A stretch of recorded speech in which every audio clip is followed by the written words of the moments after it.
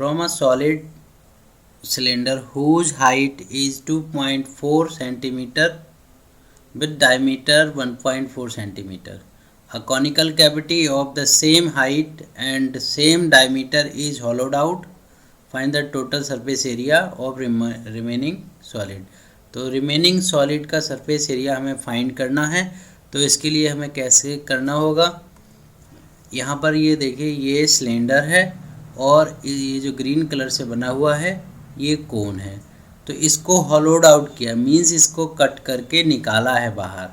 जब इसको हमने कट करके बाहर निकाल लेंगे तो हमें शेप किस तरीके की जो रिमेनिंग होगी वो बचेगी। ठीक है, कुछ ऐसी शेप आपके सामने आएगी। ठीक है, ये कुछ ऐसी शेप होगी और लेकिन ये बाहर से जब देखेंगे तो ये लाइंस हमें दिखाई पड़ेंगी। ठीक है, ग्रीन वाला पार्ट बाहर निकाल दिया और ये इस तरीके से हमें नज़र आएगा। तो जब ये निकाल दिया इट मीन्स क्या है, हमने कोन को बाहर निकाल दिया। अब ये वाला पोर्शन खाली हो जाता है। तो पूछा है surface area of remaining solid. तो ये जो लाइन यहाँ से देख रहे हैं, बाहर से अगर हम देख रहे हैं तो ये कुछ इस तरीके का दिखेगा कर्व सरफेस एरिया। ठीक है, कोन वाला बाहर से नहीं दिखेगा, जब अंदर से यहाँ ऊपर से देखेंगे तब आपको दिखेगा।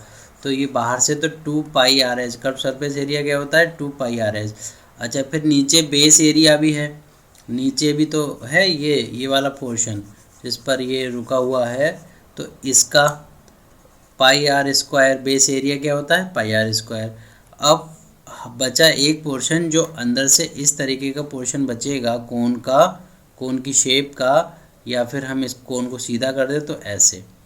जब ये बचेगा तो ये वाला जो पोर्शन है इसको बोलते हैं curve surface area of cone pi R L unit square. ठीक है, तो ये वाला जो पोर्शन है इसमें हमें एल चाहिए। इस क्वेश्चन में हमें हाइट गिवन है, डायमीटर से हम रेडियस फाइंड कर लेंगे और हाइट यहाँ से लेके पूरा यहाँ तक जो हाइट है ये कोन की भी होगी और यही हाइट आपकी सिलेंडर की भी होगी, यही हाइट आपके कोन की हो जाएगी। ठीक है, तो ये दोनों की हाइट सेम हो जाएगी। ये वाला हाइट कोन का, इट मीन्स ये हाइट कोन की सेम रहेगी। तो एच हमें बेसिकली पता है और रेडियस भी हमें पता चल जा रहा है और हमें क्या करना पड़ेगा, एल फाइंड करना पड़ेगा। तो एल फाइंड कैसे होता है, जब ये कोन दिया हुआ होगा, कोन में ये रेडियस है और ये हाइट है और ये एल है। ठीक है, तो यहाँ पे हम देखते हैं कि स्ट्रेट लाइन मतलब वो जो वर्टिकल लाइन है ये 90 डिग्री का एंगल बनाती है। तो ये 90 डिग्री का एंगल बनाने का मीन्स ये है, 90 डिग्री का एंगल बनाने का मीन्स ये है कि आप पाइथागोरस थ्योरम का यूज़ कर सकते हैं।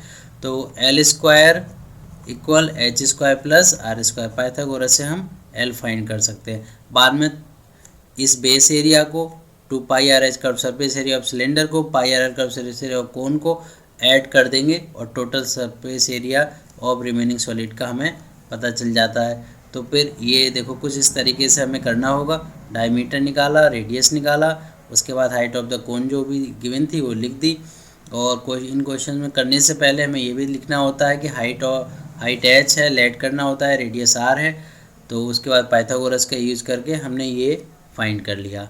ठीक है, उसके बाद सेपरेट हमने curve surface area of cone find कर लिया पाई आर एल का यूज़ करके, और area of base of cylinder भी फाइंड कर लिया। इसके साथ ही ये सिलेंडर का एरिया भी हम फाइंड कर लेते हैं। तो बाद में क्या कर देंगे, तीनों को ऐड कर दिया जाता है और हमारा आंसर आ जाता है। लेकिन क्वेश्चन में हम 17.60 सेंटीमीटर स्क्वायर ये आंसर आ रहा है और इसको अगर हमें नियरेस्ट राउंड ऑफ करना है तो 18 सेंटीमीटर स्क्वायर हम इसको बोल सकते हैं। कैलकुलेशन तो 10th क्लास में आती है तो उसको आप खुद ही कर लीजिएगा।